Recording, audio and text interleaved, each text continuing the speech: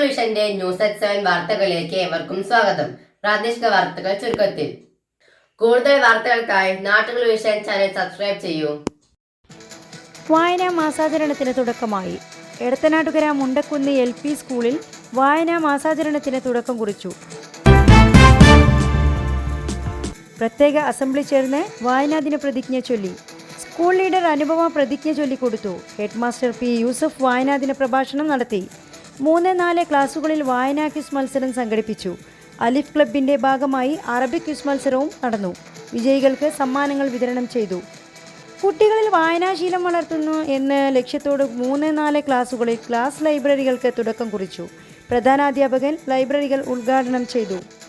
1 മാസം നീണ്ടു നിൽക്കുന്ന പരിപാടിയിൽ ചിത്രരചന, രക്ഷിതാക്കളുടെ രചന, പരിചയക്കുറിപ്പ്, ശില്പശാല, കവിതാ രചന മത്സരം, പ്രസംഗം മത്സരം, പ്രീ പ്രൈമറി കുട്ടികൾക്ക് കളറിംഗ്, രക്ഷിതാക്കൾക്ക് വായനാ ക്വിസ് എന്നിവയും സംഘടിപ്പിച്ചു.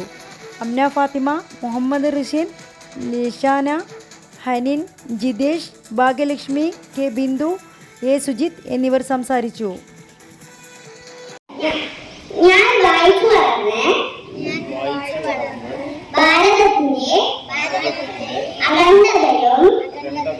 സംസ്കാരവും ഉയർത്തുവാൻ വേണ്ട പ്രവർത്തനങ്ങളിൽ സജീവമായി പങ്കുചേരും.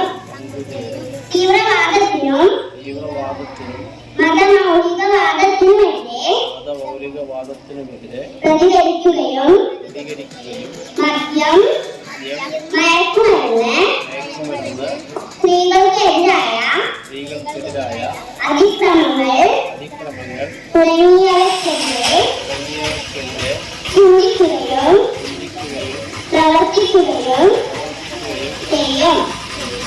വിനാശകരമായി വളർന്നു വരുന്ന അഴിമതിയും അനീതിയും തുടച്ചു നീക്കുവാൻ കഴിയുന്ന വിധം പരിശ്രമിക്കും.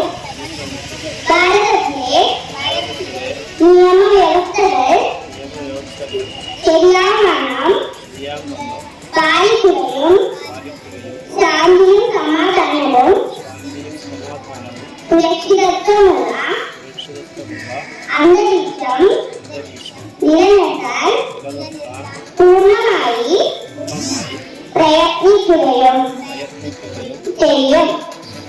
നമ്മുടെ അമൂല്യ സമ്പത്തായ സൗരോർജം, ശുദ്ധജലം, പരിസ്ഥിതി മുതലായവ ശരിയായും സ്വസ്ഥമായും